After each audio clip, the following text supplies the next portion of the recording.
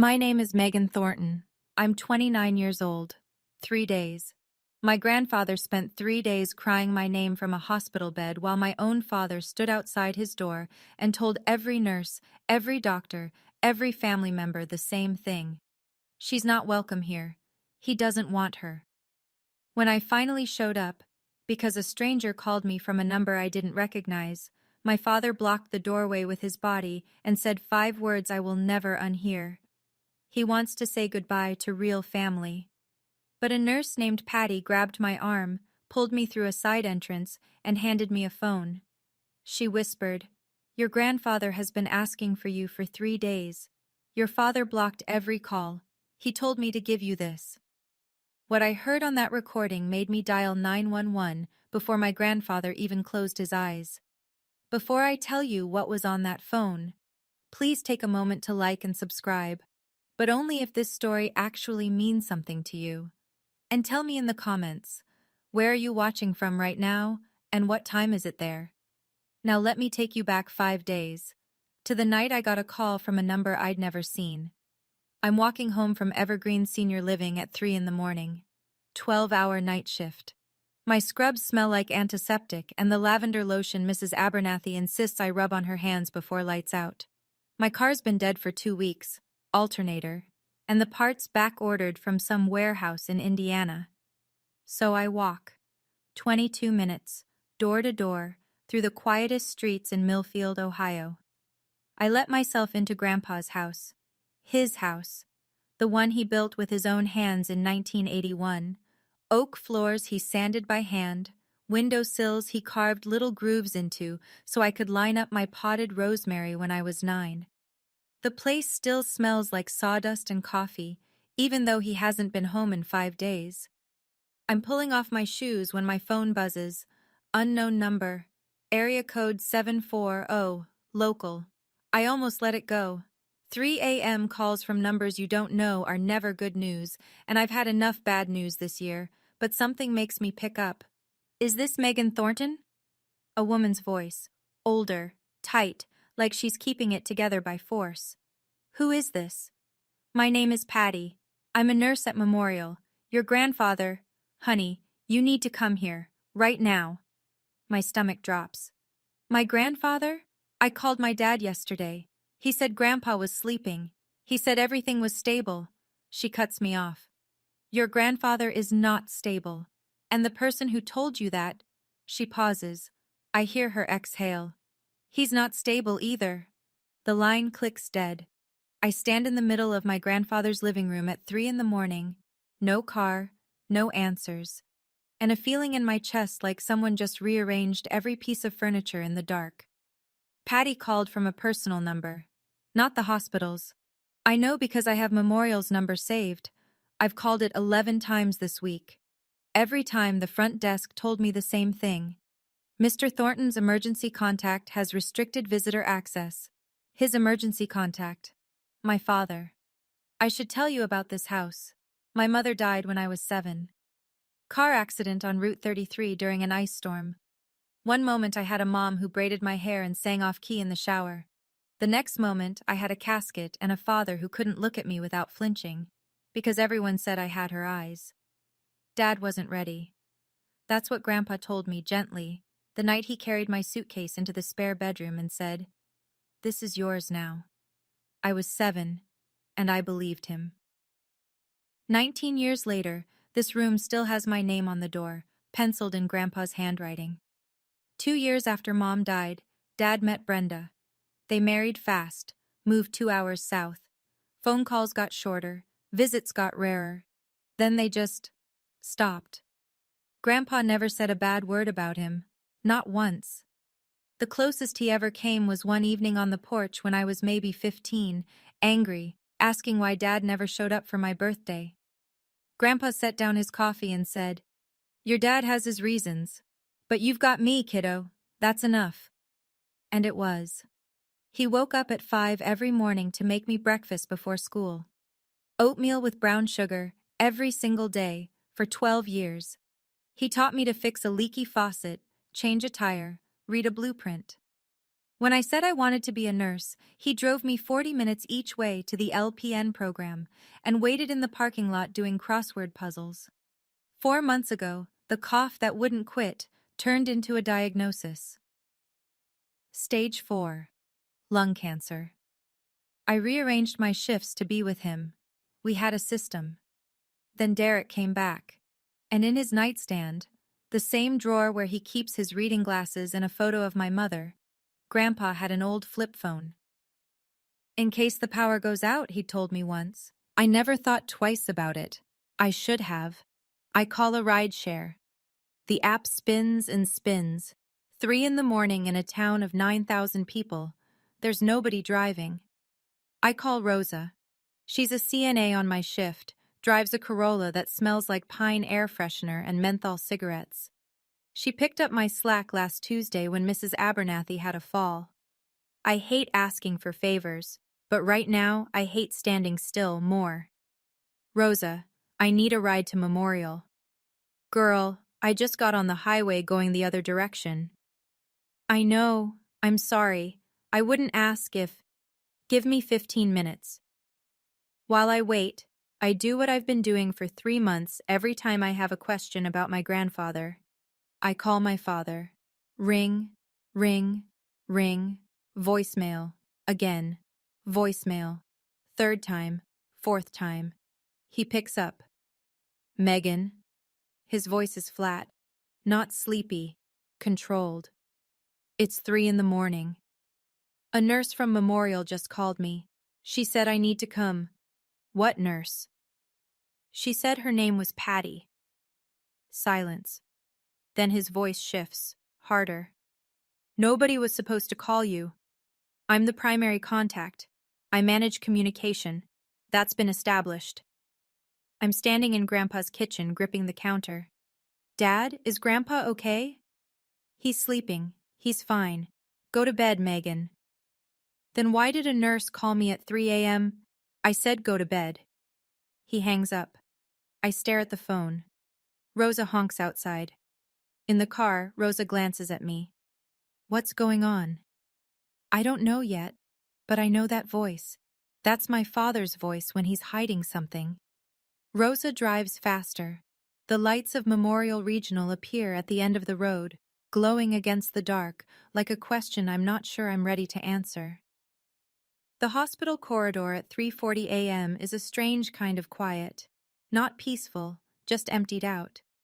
Fluorescent lights hum overhead. Somewhere down the hall, a machine beeps in slow rhythm. Room 412. I see it before I reach it. My father is standing in the doorway, arms crossed, dress shirt untucked, sleeves rolled. Brenda sits in a plastic chair beside him, holding a paper cup of coffee, like it's a prop in a play she's been rehearsing. Derek sees me coming. His eyes scan me, wrinkled scrubs, messy ponytail, dark circles. He doesn't move. What are you doing here? I'm here to see my grandfather. He tilts his head, the way you'd look at a dog that wandered into the wrong yard. Then he speaks. Not loud, but clear enough for Brenda to hear, clear enough for the hallway. He doesn't want to see you, Megan. He wants to say goodbye to real family. The words land before I can brace. Not because I believe them, I don't. But because my own father just told me I'm not family, in a hospital hallway, while my grandfather is dying on the other side of that door. Brenda shifts in her chair. Honey, don't make this harder. He's very weak. I step forward. Derek puts his hand on the doorframe. I told the hospital you're not allowed in. You're not on the list. A night nurse approaches, clipboard in hand, looking confused. Derek turns to her with practiced ease. She's not on the approved visitor list. I'm the primary contact. Check the file. The nurse checks, looks at me, looks at Derek. I'm sorry, ma'am. She's not listed. I stand in the hallway. Through the door, I hear the monitor. Steady, mechanical, alive. My grandfather is 10 feet from me, and I can't get to him. I back away from the door. My hands are shaking, but not from cold. I lean against the wall, staring at the ceiling tiles, trying to think clearly. I didn't come here to cause a scene. I came because a woman I've never met told me my grandfather needed me. A hand touches my shoulder. I turn. She's about 55, silver hair pinned in a tight bun, RN badge clipped to blue scrubs. Her eyes are the kind of serious that comes from decades of seeing things most people only imagine. Come with me. Don't say anything. I follow. She walks fast, through a side corridor, past a supply closet, around a corner I didn't know existed. We stop at another door. Same room, 412, but from the opposite side. She faces me. 3 days, she says quietly. 3 days your grandfather has been calling your name. His blood pressure spikes every time that man walks in. He drops back to normal the minute he leaves. She pauses. I filed a concern with the hospital social worker yesterday. My dad told me Grandpa didn't want to see me. Patty looks at me the way I look at families when I have to deliver hard news at Evergreen. Steady, direct, no room for softness. Your grandfather cries every night because he thinks you abandoned him. Something cracks open inside my chest.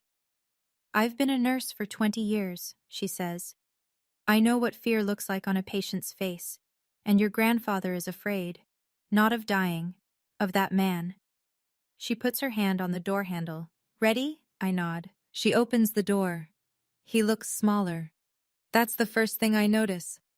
2 weeks ago, the last time I saw him, before Derek took over, before the visitor list got locked, before the phone calls stopped connecting, Grandpa was thin but present, sitting up, making dry jokes about hospital food, complaining that the TV only had 4 channels. Now he's a sketch of himself, oxygen tube under his nose, IV in his left hand, the hand that used to grip a hammer like it was part of his body, his eyes open, red-rimmed, wet. He sees me and his mouth trembles, not a smile, something before a smile, like the ground shifting before rain. Meggie. His voice is sandpaper and broken glass. I'm beside him in 2 steps. I take his hand. It's so light. I'm here, Grandpa. You came. His fingers close around mine. No strength, but all the intention in the world. I thought, Derek said, he told me you didn't want. I know what he told you. He said you were busy. He said you said, his chin shakes. You said you didn't need me anymore. I can feel my heartbeat in my throat. 3 days. My grandfather lay here for 3 days believing I'd abandoned him, because my father told him I had, and told me he was sleeping. Grandpa, I called every day. I called the hospital. I called Dad. They told me you were resting. They told me not to come. Harold closes his eyes. A tear runs down the side of his face into the pillow. Then he opens his eyes, and they're different, sharper, the way they used to look when he was measuring something, making sure every angle was true. Listen to me.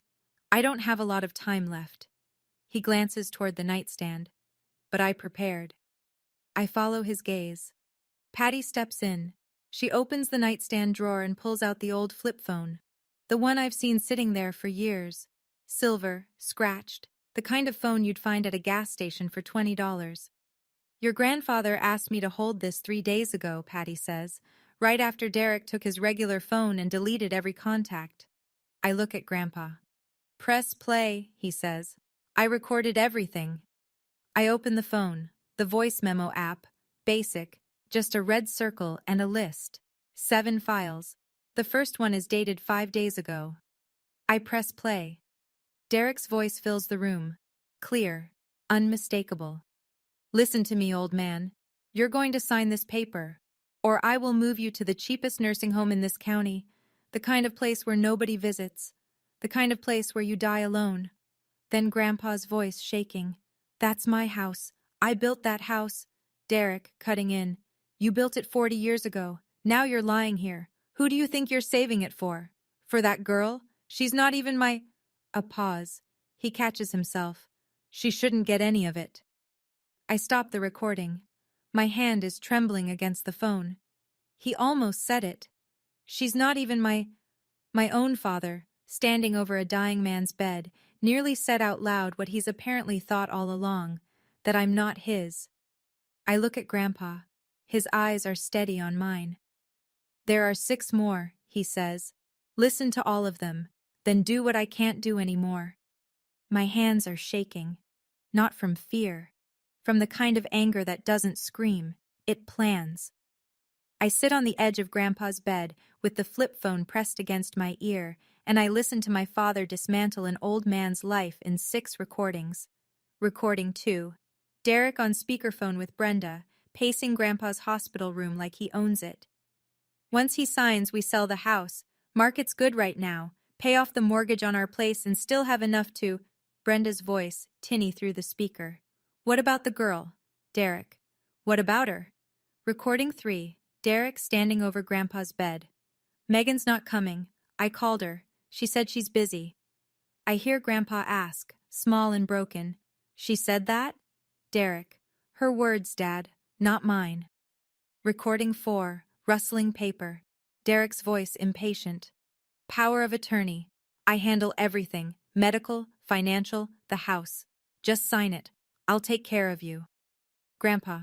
I want to talk to Megan first. Derek. Megan doesn't want to talk to you. Recording 5. Grandpa refuses again. Derek's chair scrapes the floor. You want to die alone in this room? Because I can arrange that. I'll walk out that door and I won't come back. Recording 6. This one makes my blood go cold. Derek is on the phone with a bank. He's using Grandpa's name, his date of birth, his social security number, requesting a transfer, $4,800, into what he calls a shared account. I know Grandpa doesn't have a shared account. Recording 7. Derek talking to a nurse, not Patty. My niece has some mental health issues. She'll agitate the patient. Please don't let her in. I set the phone down. I'm sitting on the floor now. I don't remember sliding off the bed. Grandpa watches me. I'm sorry you had to hear that. You don't owe me an apology. I look at him. What do you need me to do? Protect the house. And protect yourself. Grandpa tells me his banking login. I don't ask why he knows it by heart. He's the kind of man who memorizes things because he doesn't trust machines to remember for him.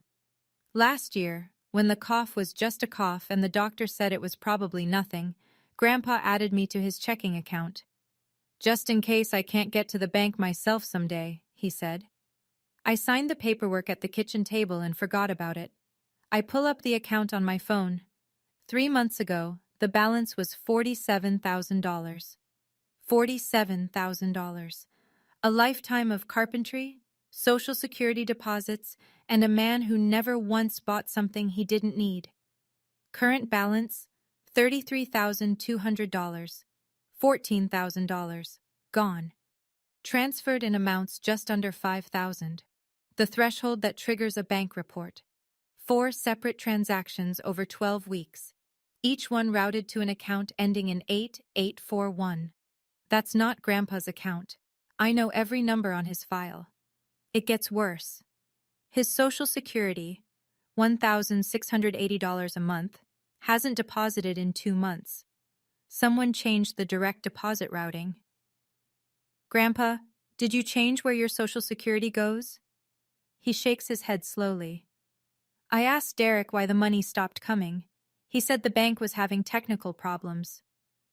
I screenshot everything. Transaction history, routing numbers, dates.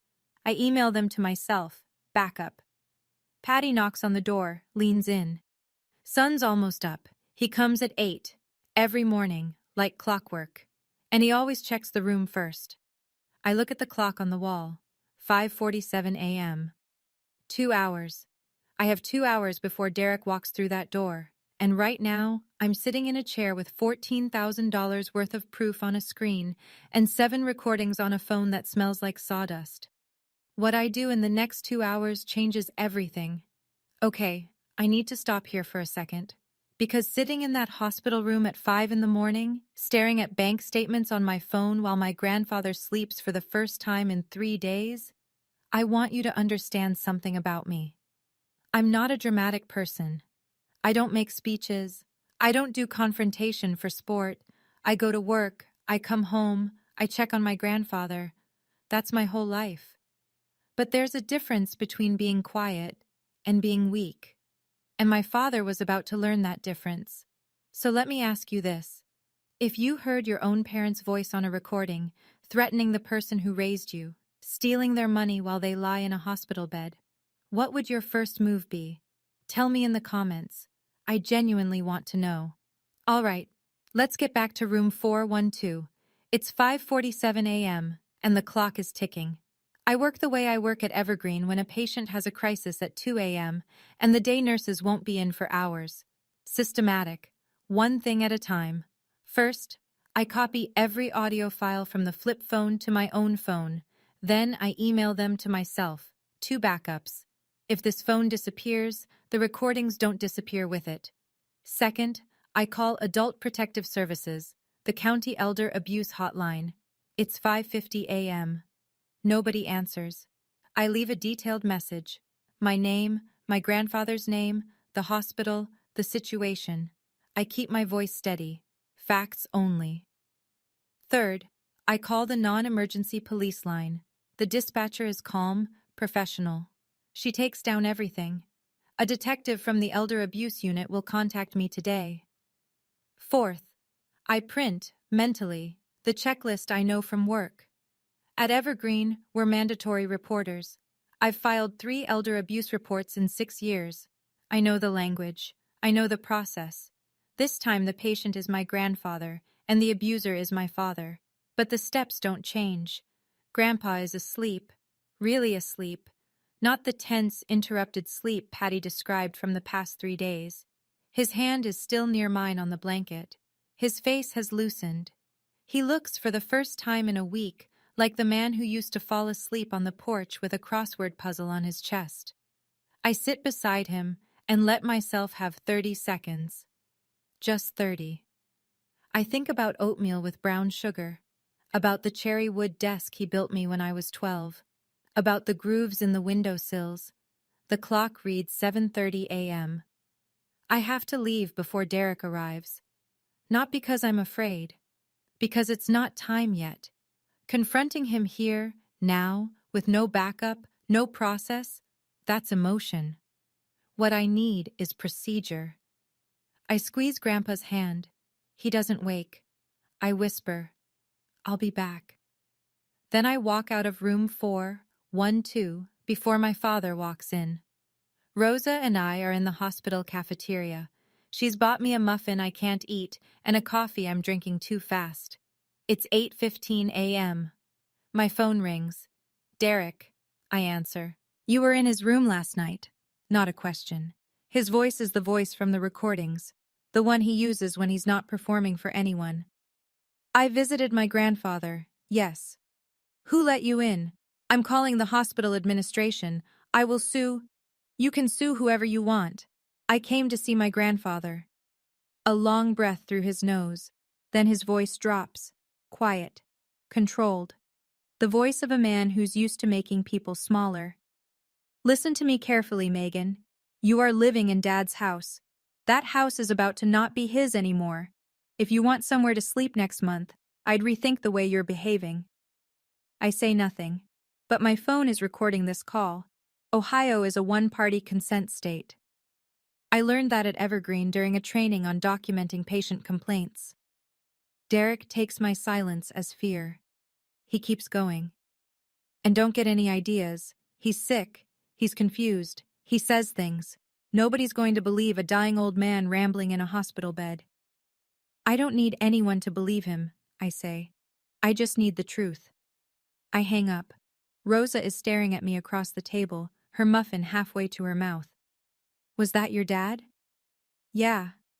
Are you okay? I take a sip of coffee. It's burnt and bitter and exactly right. Better than I've been in 3 months. My phone buzzes. A voicemail from an 740 number. The County Elder Abuse Unit returning my call. Detective Linda Harlan. She can meet me at the hospital this afternoon. The clock is still ticking, but now it's ticking for Derek. Rosa drops me back at Memorial around noon. I told her she didn't have to stay, but she parks the Corolla and says, "I'm getting lunch. You're getting answers. Text me when you're done." I'm walking toward the elevator when I see them. Derek is standing in the third-floor hallway outside Grandpa's room, shaking hands with Dr. Pham, Grandpa's oncologist. Derek's wearing a pressed blue button-down, clean shave, eyes slightly red. Brenda stands a step behind, hand on his back, the supportive wife, perfectly positioned. "I just want to make sure Dad's getting the best possible care," Derek says. His voice cracks on the word dad. "Just a little, just enough." "He's everything to me, Doctor." Dr. Pham nods. "Harold is lucky to have a son like you." I watch from behind the corner. My stomach turns. Derek shakes Dr. Pham's hand one more time. Firm, warm, eye contact. The moment the doctor turns the corner, Derek's face changes. Like someone flipped a switch. He leans into Brenda, voice low and fast. "She got in last night. We need to move the timeline up. I'm talking to him again this afternoon." "He still hasn't signed?" "He'll sign today. He's too weak to keep fighting." "What if she comes back?" "I told security she caused a disturbance. They'll stop her at the desk." They walk into room 412. The door clicks shut. I'm standing 15 feet away, phone in my pocket, and every word I just heard is burned into my brain. I text it to myself, time-stamped. Then I call APS back. This time the intake worker answers. "I have an appointment for tomorrow morning, and Derek has until this afternoon to try one more time to break my grandfather. I'm not going to let him." It's 2 o'clock. I'm back on the third floor, and this time there's a security guard sitting in a chair near room 412. Young guy, uncomfortable. Derek's work. I don't push it. I don't argue. I sit in the waiting area around the corner, close enough to hear voices through the wall. Derek's voice, muffled but distinct. "Dad, just sign it. I'm doing this for you. I'll handle everything. The house, the bills, the medical stuff. You won't have to worry about anything." Grandpa's voice, thin, but there. "I'm not signing." A pause. Then Derek, sharper. "You want her to have the house? She's nobody, Dad. She's a night shift nurse making $15 an hour. She can't even keep a car running." Grandpa. "She is my grandchild. She is the one who stayed." Silence. Long silence. A chair scrapes across the floor. Derek's voice goes cold, the pretense stripped away. "Fine, then you sit here, alone, because I'm done asking nicely." The door opens. Derek steps out. He sees me. We look at each other across 10 feet of hospital linoleum. His jaw is tight. His eyes are wet.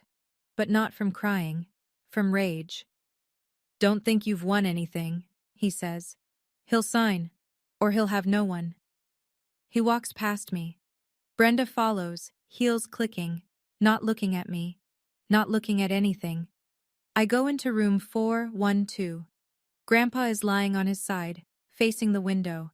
His eyes are closed, but tears are running across his cheekbone and onto the pillow. I pull the chair to his bedside. I don't say anything. I just take his hand and sit with him while the afternoon light moves across the floor like something quiet and sure. He didn't sign. He held the line. That night, I sit at Grandpa's cherrywood desk and open Facebook for the first time in a week. Derek's post is the third thing on my feed, shared 4 hours ago. Blue background, white text, praying hands emoji.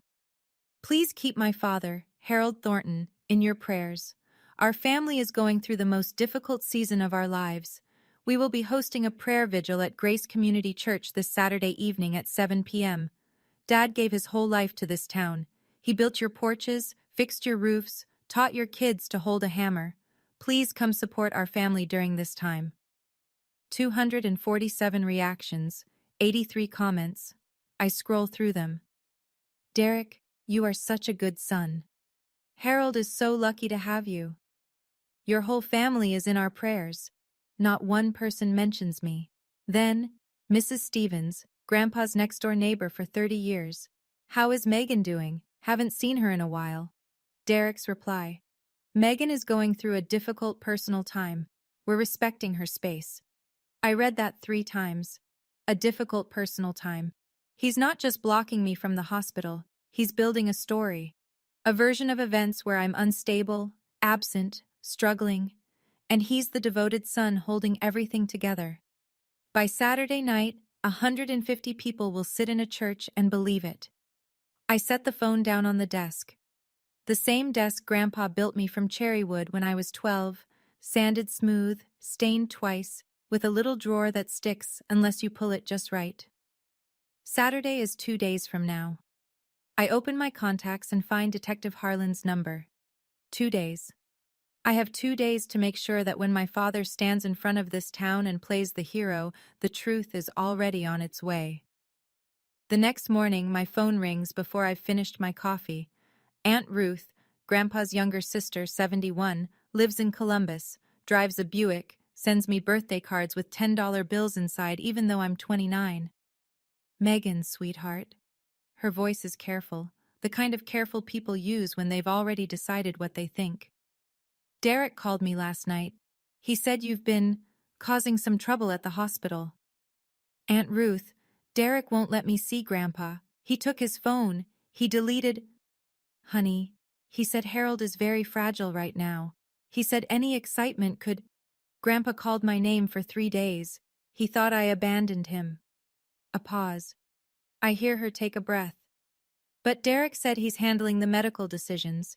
He said you burst in at 3 in the morning and upset your grandfather. I close my eyes. Derek called everyone.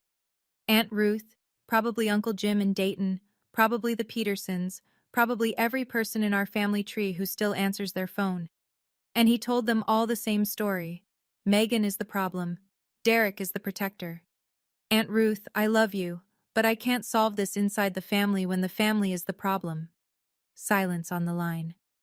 I just think, she says slowly, you two should talk it out, like adults, like family. We're past that. The call ends. I sit at the kitchen table and understand something clearly. If I stand up right now and tell anyone in my family what Derek is doing, not a single one of them will believe me. He's already built the wall. Every brick is a phone call I didn't know he was making. But I don't need my family to believe me. I need the county detective and adult protective services. And I see them in 4 hours. Detective Linda Harlan is not what I expected. Short, mid-50s, reading glasses on a chain around her neck, and a handshake that could crack a walnut. She's been with the Elder Abuse Unit for 11 years. We meet in a small conference room at Memorial. I lay everything out on the table, not dramatically, just methodically, the way I'd present a patient incident report at Evergreen. 7 audio recordings on the flip phone. The call from Derek this morning where he threatened to take the house. Recorded. Bank screenshots showing $14,000 in unauthorized transfers. 2 months of redirected Social Security deposits. Patty's observations about Harold's blood pressure and distress. The hospital social workers report. Harlan listens to the first recording, then the second. Her face stays perfectly neutral, but she writes without stopping. These recordings are legal, she says. Ohio is one-party consent. Your grandfather was a party to every conversation. They're admissible. She looks at the bank screenshots. The transfers are under $5,000 each, structured to avoid reporting. That's a pattern we see. I'll need a subpoena for the full bank records, but what you've shown me is enough for probable cause. Can I take you to see him? She nods. In room 412, Harold tells Detective Harlan everything. His voice shakes, but his mind is sharp. He gives dates, amounts, exact words. Harlan records his statement. Outside the room, she speaks to me directly. I'm opening a formal case, financial exploitation of the elderly and intimidation. It'll take a few days to process. Derek is hosting a prayer vigil tomorrow night. The whole town will be there. She studies me. What are you planning to do there? I meet her eyes. I'm just planning to show up. She holds my gaze for a long moment. Then, I've seen this pattern before. The charming son who shows up at the end. We take it very seriously. Friday night. The house is quiet the way only an empty house can be. Grandpa's reading lamp is still on in the living room because I can't bring myself to turn it off. I sit at the cherry wood desk and prepare. Copy every recording onto a USB drive. Print the bank screenshots, dates, amounts, account numbers. Put them in a manila folder. Not because I'll need paper at a church, but because having it in my hands makes it real. My phone buzzes. A number I haven't seen in almost a year. Kyle. Kyle is 22. My half-brother, Derek and Brenda's son. We shared a father and a last name and almost nothing else. He grew up hearing I was the favorite, Grandpa's pet, the one who got the house and the attention and the love Derek felt he was owed. Megan? His voice is quieter than I remember. Kyle. Dad told me you've been causing problems at the hospital. Is that what you called to say? He's quiet for a long time. I hear him breathing. Something's wrong with him, Megan. Not Grandpa. Dad. He's been weird, angry, desperate. He needs money. Kyle stops, starts again. He lost his job 8 months ago. Got fired from the dealership. Something about the sales numbers. Mom didn't tell anyone. I close my eyes. There it is. The missing piece. Derek didn't come back to Millfield because Harold was sick. He came back because he was broke. Do you have proof of anything? Kyle asks. Are you coming to the vigil tomorrow? A pause. Yeah, I'll be there. Then I'll see you tomorrow. I hang up. Sit in the quiet. The folder is on the desk. The USB is in my pocket. The house creaks the way it always creaks. The sound of wood settling, of joints Harold cut 45 years ago still holding true. Tomorrow night, 150 people, one microphone, one truth. I want to step outside the story for just a moment. Here's something I learned that night sitting alone in my grandfather's house. People don't steal from family because they're monsters. They steal because they're drowning. And drowning people grab whatever's closest, even if it's someone they're supposed to love. But understanding why someone hurts you doesn't mean you hand them the rope. My father had his reasons. I had my grandfather. Quick question for you. Kyle called me. Do you think he genuinely wanted to help? Or was he reporting back to Derek? I've seen people split on this one. Let me know what you think in the comments. All right. Saturday night. The vigil. Let me take you there. Grace Community Church is a white clapboard building on the corner of Maple and 3rd. Harold Thornton built the pews in 1994, sanded every one by hand. There's a small brass plate on the back row that reads, "Donated by Harold Thornton, for the community he loved." Saturday, 7 p.m. The parking lot is full. Trucks, sedans, minivans. Millfield doesn't have much, but it has this. When someone's hurting, people show up. Inside, about 140 people fill the pews. I see faces I recognize. Mrs. Stevens from next door, Mr. Pete Garland from the Carpentry Guild, teachers from my old high school, the woman who runs the bakery on Main. Aunt Ruth sits in the 3rd row, tissue in her hand. Candles line the windowsills. Warm light, gentle music from the organ.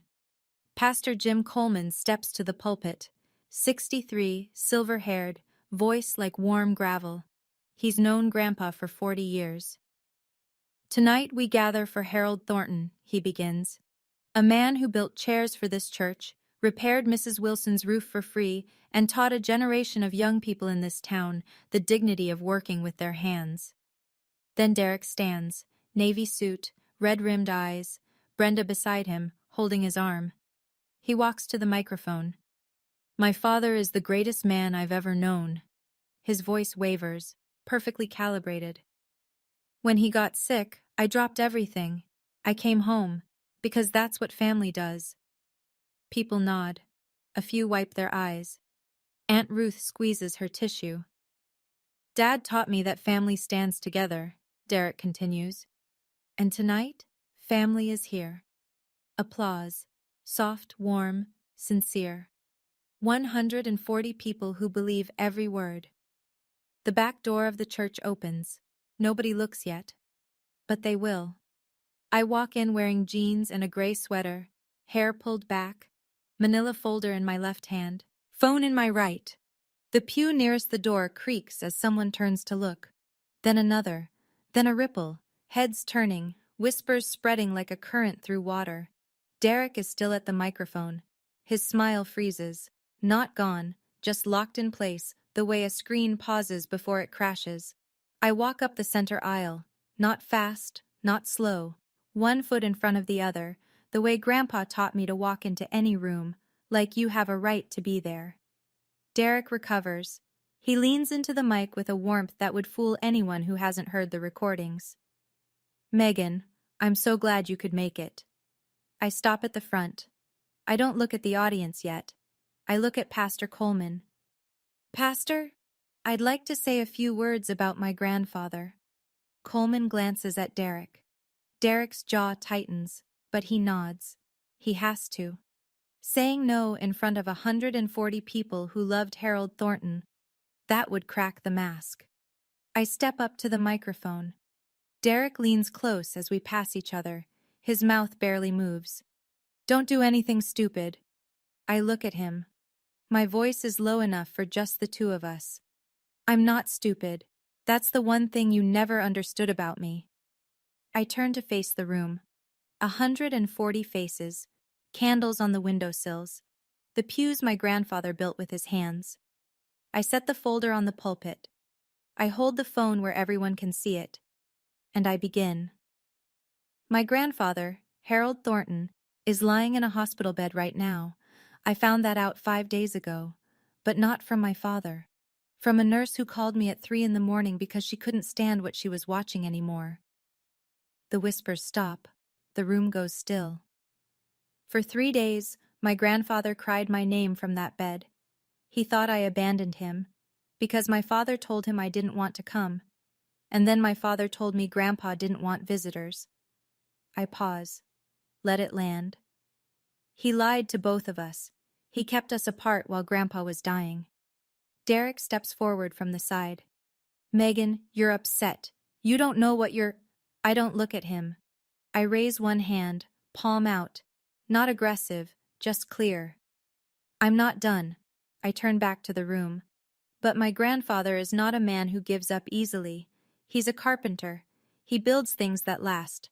And when he realized what was happening, he prepared. I hold up the phone. Press play. Turn the volume all the way up. Derek's voice rings through the church, bouncing off the walls Harold built those pews against. You're going to sign this paper, or I will move you to the cheapest nursing home in this county, the kind of place where nobody visits. No one moves. Someone in the back row inhales sharply, a sound like tearing paper. I play the next one. Derek, on the phone with a bank, using Harold's name, Harold's social security number, requesting a transfer of $4,800.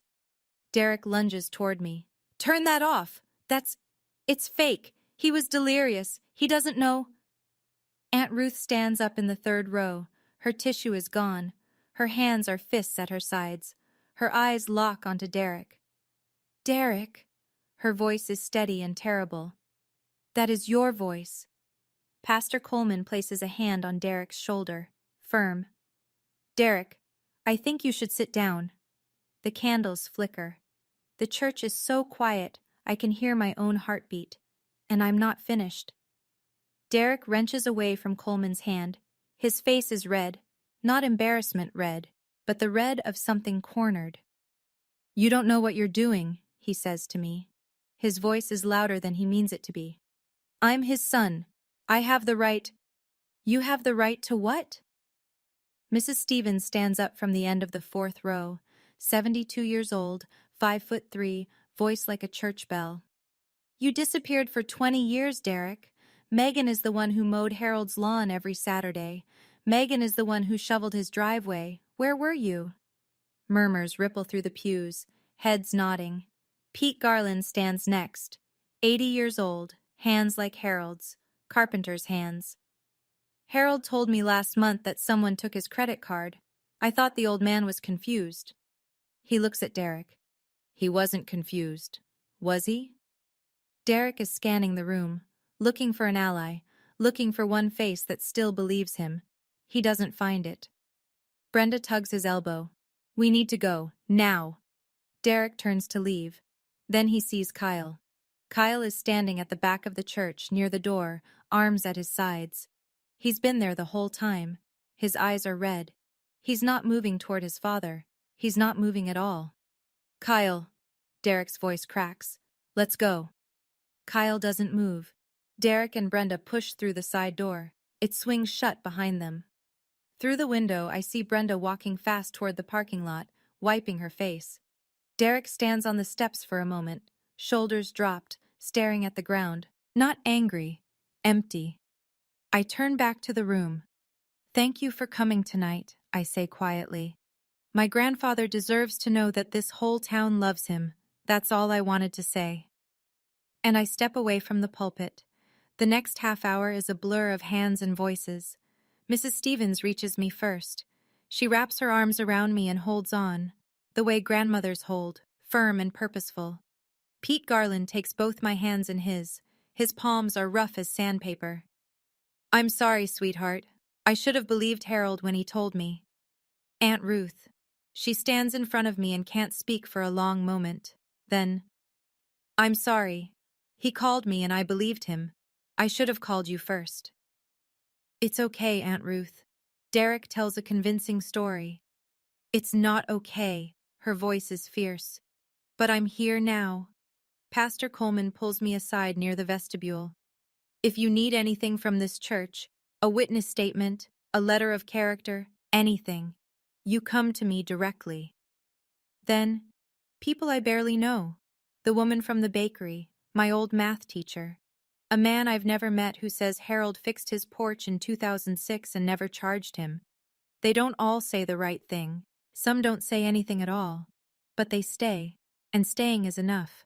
Kyle is the last one. He walks up after the crowd thins out. We stand in the aisle between the pews Harold built. I'm sorry, he says. You don't owe me sorry. You owe yourself a decision about where you stand. He nods, swallows hard, looks at the floor. Outside, in Rose's car, I call Detective Harlan. 140 people just heard those recordings in a church. A beat of silence. Then, I know. I've already gotten 3 calls from people who were there. I lean my head against the window. Rosa pulls out of the parking lot. The church gets smaller in the side mirror, its white walls glowing under the streetlight. I close my eyes. And for the first time in 5 days, the pressure behind my ribs loosens. Just a little. Just enough. Sunday morning. I drive to Memorial in Rose's car. She left me the keys and took a ride with a friend. Don't argue, she texted. Just bring it back with gas. The hospital is different now. No security guard outside room 412. No clipboard check. The front desk nurse nods at me when I sign in. Go right up, Miss Thornton. They updated the visitor list overnight. I open the door. Grandpa is thinner than yesterday. His breathing is slower. I can hear the spaces between each inhale getting wider. But when he sees me, something lights up behind his eyes. Not a smile exactly. Something deeper. Recognition. Hey, Grandpa. Meggie. He pats the bed beside him. I sit. I tell him about the vigil. I keep it simple. The church, the candles, the recordings played out loud, Derek leaving, the town standing with me. I don't embellish. He doesn't need embellishment. He listens with his eyes closed. When I'm done, he asks one question. Ruth came? She did. She cried. She said she was sorry. She always believes the wrong person first. A pause. The ghost of a smile. But she has a good heart. He reaches for my hand. I give it. His fingers fold around mine. No grip left, just presence. You don't need the house, Meggie. A house isn't 4 walls. But I want you to keep it. He opens his eyes. Because I didn't build it for me. I built it for the one who would stay. I didn't do this for the house, Grandpa. I know. That's why you deserve it. His eyes drift shut. I sit with him. The monitor beeps, steady and slow. Afternoon sunlight stretches across the floor, reaching toward his bed like a hand. Patty comes in, checks his vitals, looks at the two of us. She doesn't say a word. She just nods at me and slips back out. Some things don't need language. Monday. Detective Harlan calls at 9 a.m. Case is officially open. We're pursuing financial exploitation of the elderly. That's a felony 4 in Ohio. And identity fraud for the bank calls. I've requested a subpoena for full transaction records. What happens next? A judge has issued a temporary protective order. Your father is prohibited from contacting Harold or entering the hospital. A PS has a parallel investigation running. The bank has frozen all outgoing transactions on Harold's accounts pending review.